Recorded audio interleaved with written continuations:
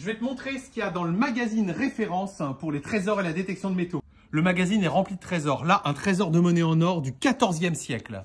Là, une bague Renaissance en or. C'est des trouvailles incroyables. Il y en a même dans les collections du Louvre. Notre expertise, c'est aussi l'identification des trouvailles. Donc, on a des objets, des monnaies. Tout ça, c'est ce qui sort de terre chaque jour en France avec un détecteur de métaux et on met un nom dessus. Nos tests de matériel sont reconnus comme les plus pertinents. Et là, dans ce premier numéro, on teste le meilleur détecteur au monde, la Manticore.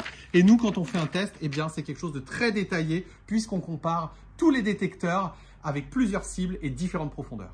Les trésors, c'est aussi l'or paillage, l'or natif et les minéraux. Là, on va te montrer comment on a fait pour trouver 220 saphirs dans le centre de la France.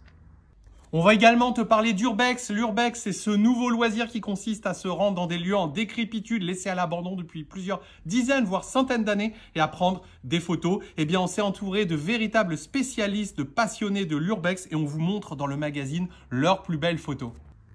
On t'apprend également comment bien nettoyer et surtout bien protéger tous les objets et monnaies que tu trouves en fouille.